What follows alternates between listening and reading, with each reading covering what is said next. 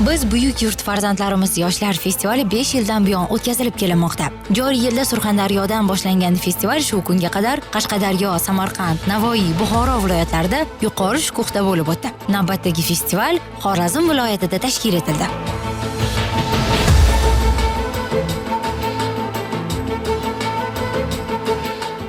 Kamolot yoshlar ijtimoiy harakatining 15 yilligini nishonlash ham aynan ko'hna va navqiron Xorazm viloyatiga to'g'ri keldi. Hech kim mehr va e'tibordan chetda qolmasin. Zamonamiz qahramonlari kabi targ'ibot tadbirlari festivalning ilk kunidanoq boshlandi. Ikkala loyiha ham biz yoshlarning ma'nan yuksaklik, ahillik, birdamlik kabi ulug' fazilatlar egasi bo'lishimizga zamin yaratdi.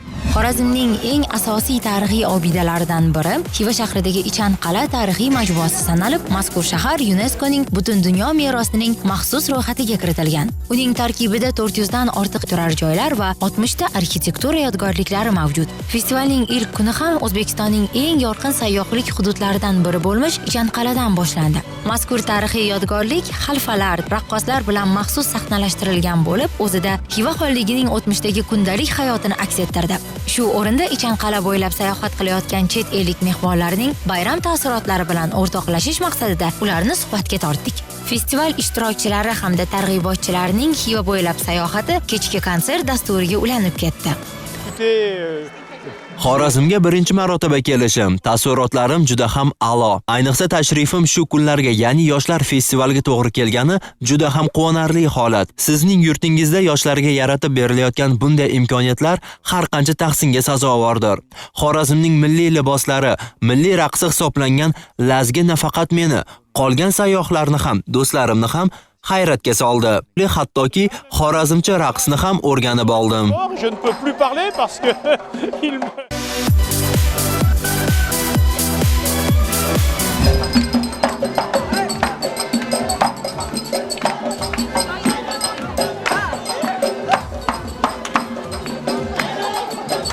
Joriy yildagi festival yoshlarning takliflari asosida o'z ichiga ko'plab yangi loyihalarni qamrab oldi. Jumladan, bu mening vatanim shiori ostida O'zbekiston Respublikasi Prezidenti Islom Karimovning Ona yurtimiz baxtu iqboli va buyuk kelajak yo'lida xizmat qilish eng oliy saodatdir nomli kitobining mazmun mohiyatini tushuntirishga qaratilgan taqdimotlar, talabalar teatr studiyalari loyihasi, eng so'nggi filmlar premyeralari va virtual aksiyalar, Vatanim mening faxrim shiori ostidagi yosh ijodkorlarning mushoiralari, yoshlar jonli ijro tarafdori loyihasi, Marra bizniki shiori ostidagi mustaqillik marafoni. Joylarda targ'ibot tadbirlarining yuqori saviyada o'tishini ta'minlash maqsadida hududiy targ'ibot guruhlari shakllantirilib, ular tarkibiga davlat hokimiyati va boshqaruv organlari, jamoat tashkilotlari vakillari, olimlar va jamiyat hayotining turli sohalarida yutuqlarni qo'lga kiritgan yoshlar qamrab olindi.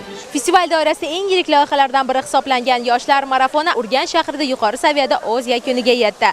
Barcha yoshlarni bir yerga jam qilgan ushbu marafon sportsevar yoshlarimizga a'lo kayfiyat ulashdi degan umiddamiz. Festival har bir ta'lim muassasasi, mahalliy hokimliklar, harbiy qismlar, madaniyat va istirohat bog'lari, aholi dam olish maskanlari, jamoat joylari, sport maydonlari, mahallalarda 3 kun davomida tashkil etilib, biz yoshlarning dunyoqarashi va ma'naviy kamoliga xizmat qiluvchi ko'plab loyihalarni o'z ichiga oldi. Targ'ibotchilar bir nechta guruhlarga bo'lingan holda tumanlarga yo'l olishdi. Hazoras, Bog'ot, Yangiariq va Urganch tumani yoshlari poytaxtdan kelgan mehmonlarni kuy-qo'shiq, raqslar bilan iliq kutib olishdi. Ommaviy madaniyat va yoshlar ma'naviyati loyihasi davomida targ'ibot guruhi a'zolari o'zlarining hayotiy maslahatlari hamda mavzuga oid ma'lumotlarni xorazmlik yoshlarga aytib o'tishdi. Ma'naviyat va madaniyatni e'tirof etuvchi jonli muloqot xilma-xil fikrlarga boy bo'ldi. Ko'hna Xorazm o'zining boy tarixiga, ko'rkam binolariga qolaversa, tarixiy yodgorliklarga ega. Ma'lumotlarga qaraganda, Zardoshtiylik dinning muqaddas kitobi Avesta hisoblangan. Navbatdagi mustaqillik farzandlarimiz shiori ostida o'tkaziladigan gala konsert Xorazm viloyatining Urganch shahrida joylashgan Avesto majmuasida bo'lish arafasida turibdi. Keling Xurzoda, qiziqarli lavhalarni, tafsilotlarni o'tkazib yubormagan holda gala konsertni birgalikda tomosha qilamiz. Ketdik.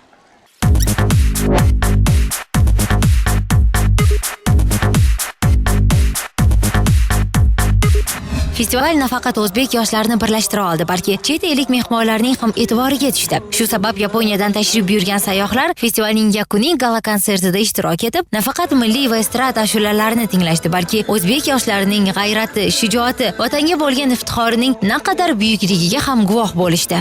Festival madhiyasi jarangi ostida hilpirab turgan bayroqlar har bir targ'ibotchi, har bir yurtdoshimizning maqsadi yakdil ekanligini anglatdi. Tinchlik atalmish ulug' ne'matning qadriga yetish kerakligini mazkur festival yana bir bor isbotlab berdi.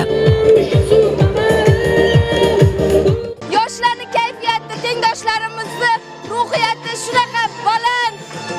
Bayram juda ham katta miqyosda chinakamiga yoshlarni bayramiga aylanib ketdi. 3 kun davomida 18 ta loyiha o'tkazilgan bo'lsa, hammasi mana shu festivalni shiori, g'oyasiga asosan eng yuksak darajada o'tganini shu yerdagi har bitta yoshi ko'zi tasdiqlab turibdi. Mustaqillik farzandlari albatta baxtli bo'ladilar, sababi ular imkoniyat va sharoitlar poydevori ostida kamol topmoqdalar. Buning isbotini biz buyuk farzandlar shiori ostida o'tkazayotgan yoshlar festivali orqali ko'rishimiz mumkin. Keyingi festivallarda ko'rishguncha aytsinlar.